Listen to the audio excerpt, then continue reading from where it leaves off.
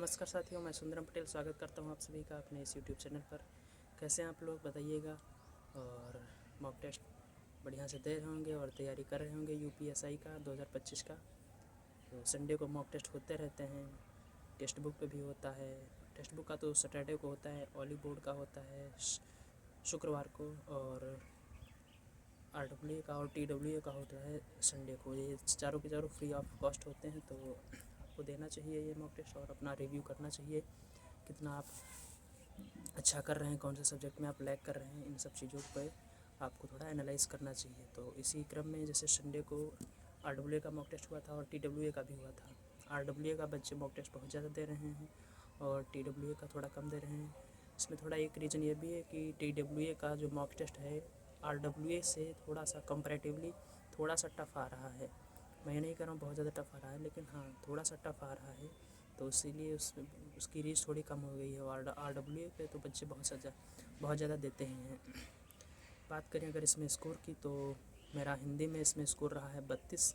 और कुछ एक क्वेश्चंस जो इसमें थे उसमें मुझे कन्फ्यूज़न भी था। और उसमें क्वेश्चन में जैसे एक क्वेश्चन था उसमें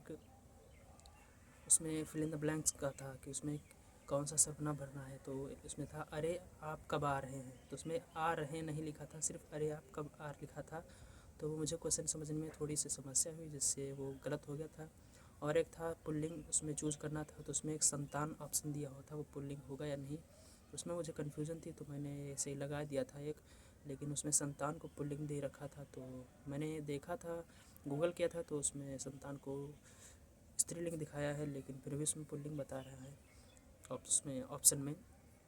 और एक क्वेश्चन था प्रत्यय का, तो उसमें प्रत्यय हमें चूज़ करना था। तो उसमें एक अया प्रत्यय उसमें किस में लगा हुआ था, तो एक ऑप्शन था रवैया नाम से, तो उसमें अया प्रत्यय लगा हुआ था। आप लोग को ये सारे सवाल साइड में दिख जाएंगे, तो आप लोग देख लीजिएगा। तो एक में था अलंकार हमें चूज़ करना था, तो उसमें नित्य प्रति पुण्य रहे समथिंग आगे दिया हुआ था, तो उसमें भी एक अलंकार चूज़ करना था। तो आप लोग देख सकते हैं उसे भी, उसमें भी।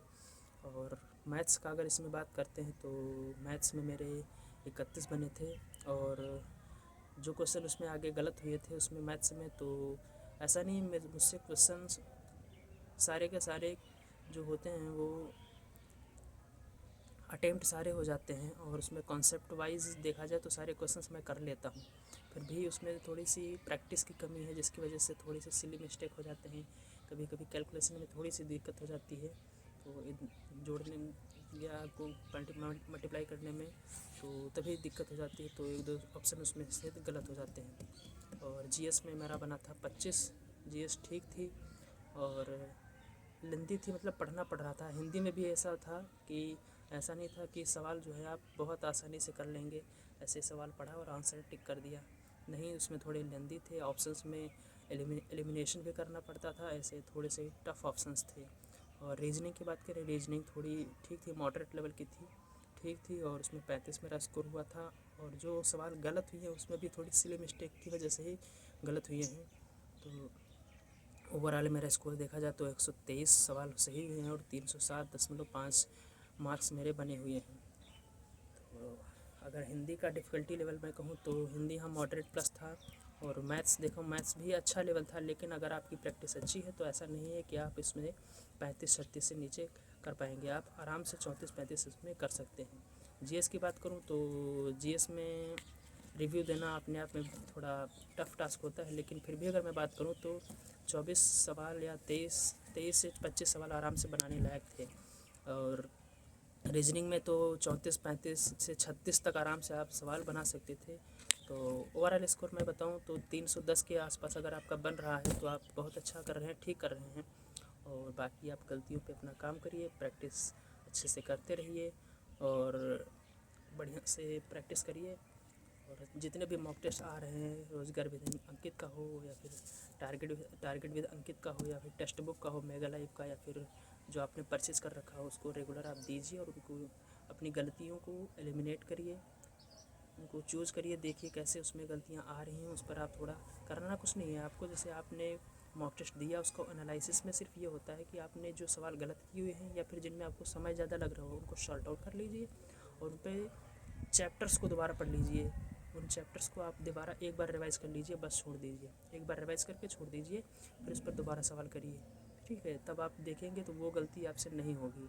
और ऐसे अगर आप करते जाएंगे तो धीरे धीरे आपकी गलतियाँ कम होती चली जाएंगी। ये आपके लिए बहुत ज़्यादा बेनिफिशरी रहेगा। मैं भी इस पर काम कर रहा हूँ और आप लोग भी इस पर थोड़ा सा ध्यान दीजिए।